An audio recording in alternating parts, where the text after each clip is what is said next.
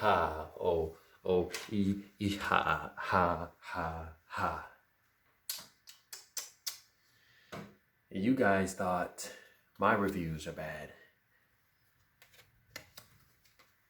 Guess the joke's on you. Oh, and the suit isn't expensive, by the way. I don't know, I got it out my closet. What's up, guys? Welcome to my next video on Sterling on Cinemas. That's Cinemas with an S. And as you can tell by my entrance back there, guess what? Today's the Christopher Nolan playlist. And guess what today's review is? The Dark Knight. You obviously told by my Joker style entrance and my Joker style wear.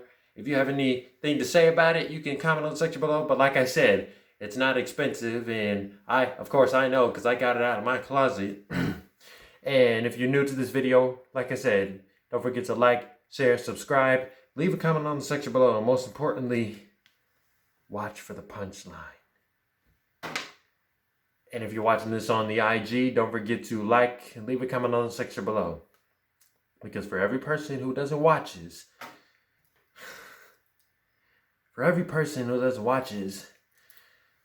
I start giving you scars. Starting today. I'm a man of my word. And like I always say, just like my reviews, I'm honest, so there's no way I could be lying about this. Let's get started, shall we? So, The Dark Knight goes as follows. With the help of allies Lieutenant Jim Gordon and District Attorney Harvey Dent, Batman has been able to keep a tight lid on crime in Gotham City. But soon, the three find themselves a prey to a rising criminal mastermind known as the Joker, who thrusts Gotham City into anarchy and chaos and forces Batman to coming closer to crossing the thin line he stands on between hero and vigilante. Now, the story. Even in 2020, The Dark Knight is still to this day regarded as the greatest superhero movie of all time. I never understood why. Like, I have seen better, but after watching it recently again with a very deep focus and comprehension of every corner of the film, I can see why. I can see why everybody feels that way. It has really felt like a straight up thrill ride. It has stuck out to me amongst other superhero movies I really love, including the MCU. To start off, the movie was perfectly set up at the end of Batman Begins. If you've stayed, it's not a post-credit scene. It means the ending where we see a similar calling card. But this gave Christopher Nolan the opportunity to use the Joker in his second outing in the Dark Knight trilogy. But most importantly, The Dark Knight is not just another superhero tale where it is just the hero trying to champion over the actions of the villain, but it is a deep dive into the difference between a hero and a vigilante. A vigilante is somebody who works outside the law in their community to bring deadly forces without legal authority, hence Batman.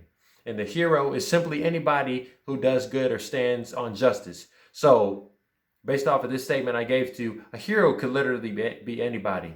A hero is somebody we look up to stand up for good, and you could be somebody that another person looks up to because you do good onto them.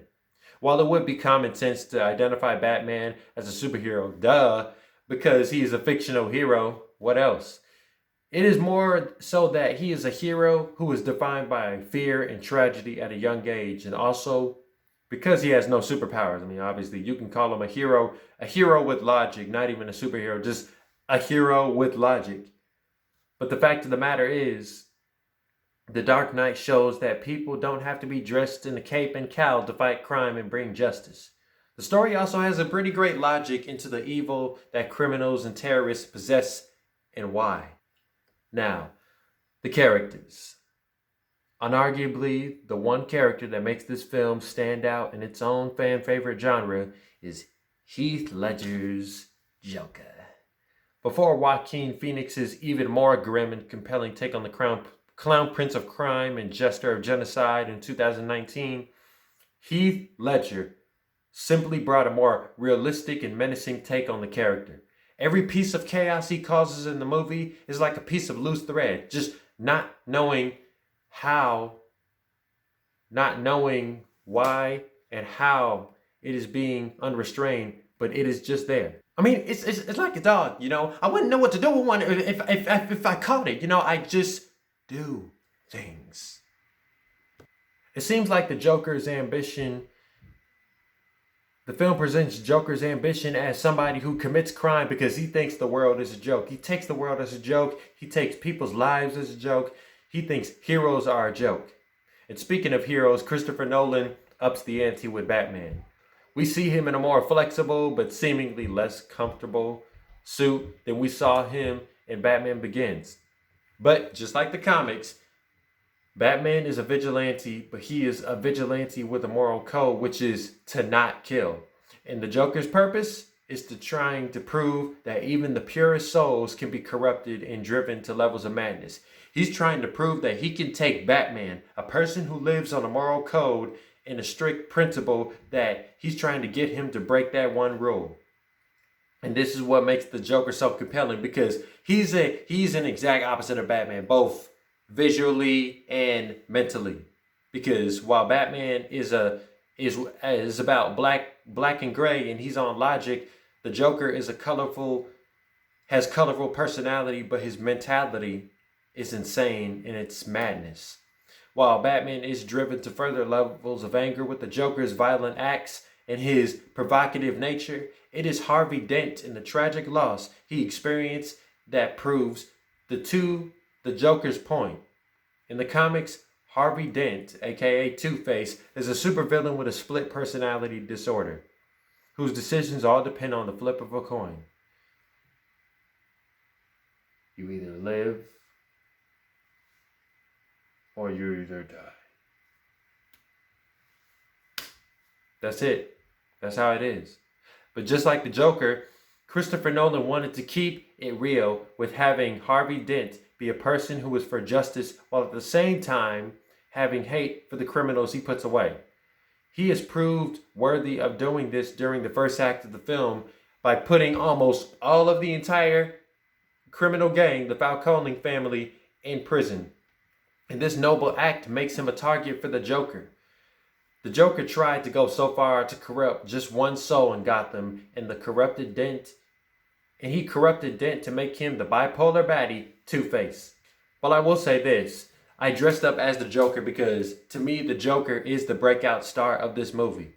While this seems like, just like Avengers Infinity War, this seems like the story of the antagonist just as much as it is the protagonist, because it's two-sided. You see both sides of the story from Batman and the Jokers, and most superhero movies don't give you that.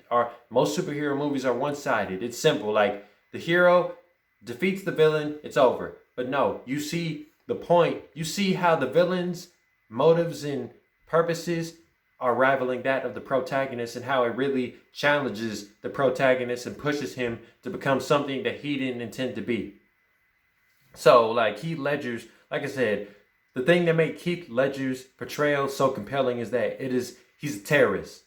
Simply, he's a terrorist who wears war paint and colorful outfits to look like a killer clown, rather than just being a comedian who, like Arthur Fleck, the kind of Joker Joaquin Phoenix did, that was the kind of Joker. It wasn't all around accurate, but he played the more comedian side of this guy, and Heath Ledger plays the more determined, the determined and provocative version of the Joker. The one that will do anything to get the people's attention, to drive Batman mad as the best way he can.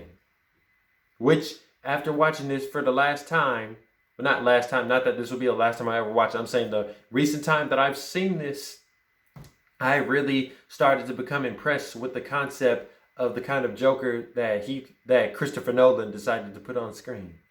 Now, the rating. Rotten Tomatoes gives it a 94% score.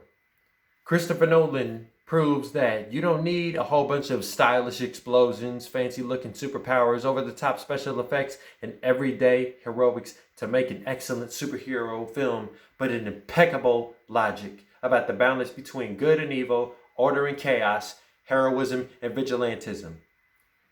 I'm going to give this movie the score it deserves. 9.8 SOs out of 10.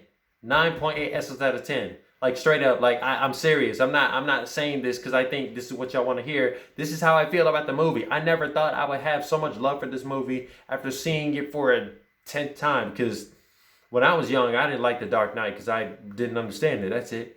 But now here I am, 18 years old, watching it again with a full explanation on the Joker's psychology in this movie in particular, and the way Christopher Nolan crafted Batman and Joker's relationship and Harvey Dent into his version and his take on Gotham City. So yes, 9.8 SOs out of 10.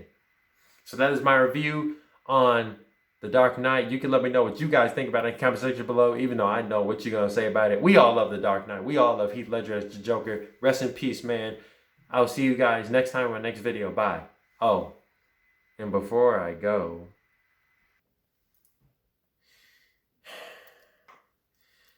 let me tell you something. You want to know how I got these scars? You want to know how I got these scars? It's a long story. It was happening while doing my review. It was almost as if somebody was patting me on the head, putting knowledge into my head about what to type. It's almost like I was tempted to say this was another exciting, overly CGI'd blockbuster. But Christopher Nolan, I think, he didn't like that. Not one bit. So, sticks the blade in my mouth, saying, "Why so serious? Let's put a smile on that face. Let's put a smile on that critic's face." And